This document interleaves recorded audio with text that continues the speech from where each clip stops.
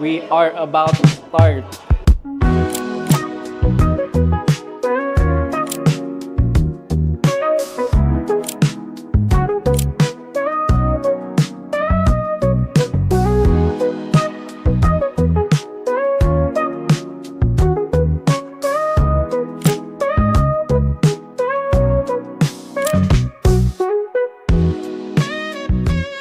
Okay, so ito na yung mga some of the members. Nagsidatingan na sila. 1 o'clock call time namin. Pero of course, Filipino time. Anong oras na, bro? 2:05. 2 na? So it's 2:05 in the afternoon. And naghihintay pa kami sa mga ibang members. Maybe 5 na lang or 7. Pero hintayin na lang natin sila. Pangalawang ano pa lang naman to, pre. Pangalawang meet up pa lang. So, medyo pagbigyan muna natin yung gantong culture. Pero next time, of course, we're not tolerating the Filipino time mindset natin. Hintayin lang natin sila.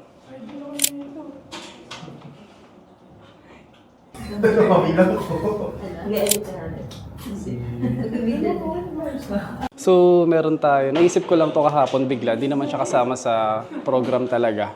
Pero naisip ko, para medyo may nilook forward yung mga tao dito. Kakaroon tayo ng 2 raffle draw na mananalo ng 500 pesos. Okay, so habang naghihintay, mag-thank you kay Sir Brian kasi inisponsoran niya tayo ng yan. Diba? So, bakit? Ay, ito siya. Tara, i-distribute natin sa kanila. Bro, pwede mo ako tulungan mag-distribute? Mamimigay ako? Oo. Pili sila, pili.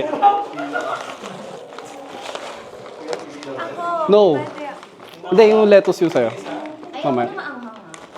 Uy, pre! Welcome.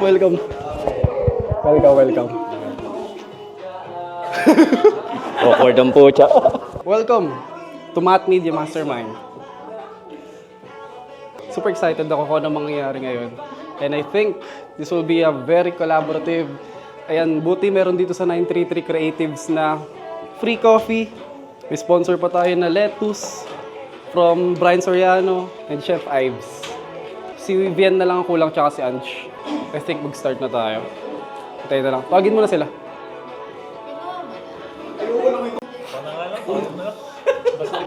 Whiteboard. Okay, so welcome. Welcome dito sa Math Media Mastermind. Palakpak naman kahit konti, ganyan.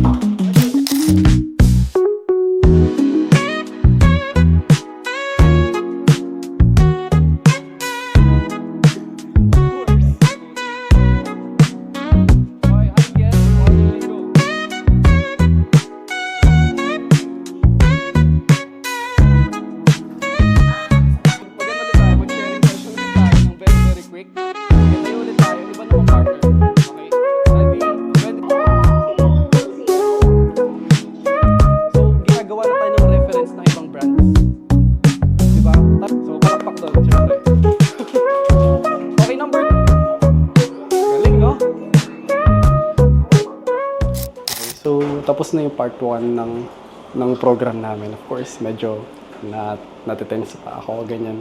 Kasi syempre, first time to. So, pero looking forward sa next part, which is critic time na ang mangyayari.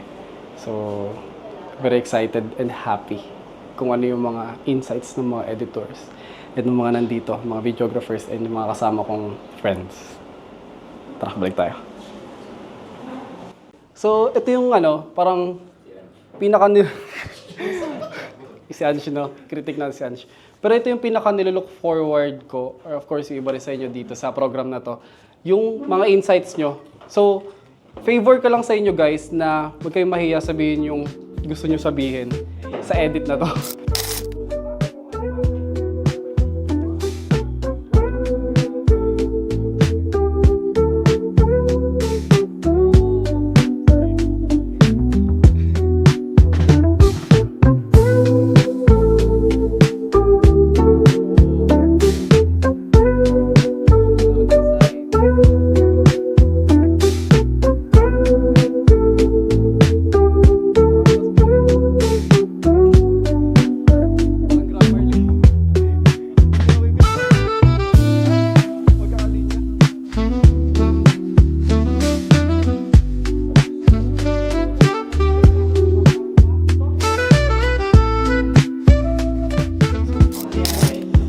So far, doing good.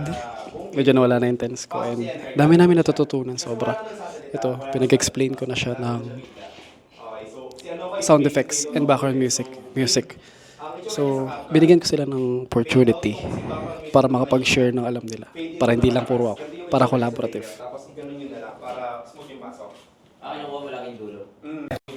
Bro, nakakatuwa.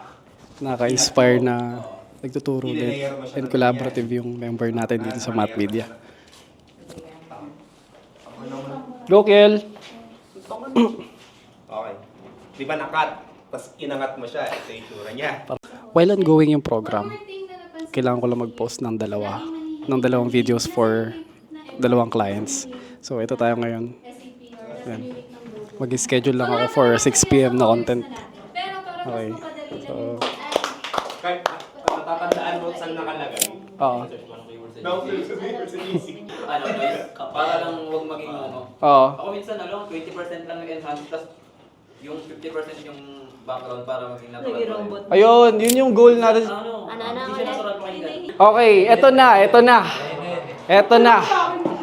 Kung sino ang matabat dito, siya ang makakakuha ng 500. Okay, ready? 1, 2, 3, go.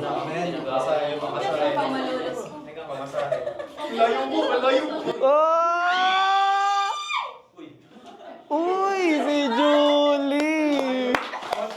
Walang bakad. Okay, mamaya na. Sa shakies na lang, sa shakies. Palakpakan natin si Julie. Okay, let's take a photo opportunity tayo. Photo opportunity, Brian. Tapos, meron din tayong sponsor na Chef Ives Paragis. 1, 2, very, very much excited and happy na tapos itong mastermind na to. Dami namin natututunan yan, no? Di ba?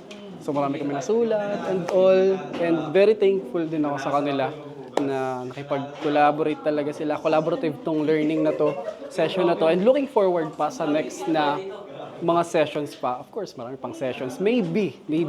May iba pang mga tao na makakasama kami. Hindi lang kaming team, may iba pa kami matutulungan.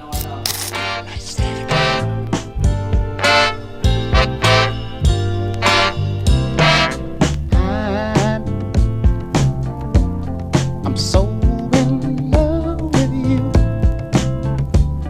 Whatever you want to do, so brand new. What I'm feeling right now, super, parang ano siya, parang di ko siya ma-imagine before. Kuwari 5 years ago, di ko siya ma-imagine na magagawa ko siya. Super happy ako na magkakasama-sama kaming team at media team, iba't ibang different culture, different ideas na pinagsama sa isa. And the reason kung bakit ko ito ginawa, itong workshop na to, itong mastermind na to sa team namin, is because para magkaroon ng alignment. Ibig sabihin ng para magkaroon ng alignment, hindi pwedeng yung isang team mo nandito, pero yung isa nandito. So dapat, itong nandito, dapat pupunta siya dito. Okay? So, hindi naman pwedeng ito yung pupunta dito, di ba? So, ginawa ko tong alignment training na to para ito mapunta dito, para aligned. So, same frequency, same high frequency. And, ang next nito, of course, after nitong workshop or mastermind na to, collaborative mastermind na to, ay magkakaroon na ng alignment yung mga alam ng iba, nalaman na ng iba. So, sa next projects namin, next clients namin, mas todo, mas maganda pa yung mabibigay naming mga output sa kanila, mga deliverables sa kanila. This has been Math Media Mastermind. See you on the next video.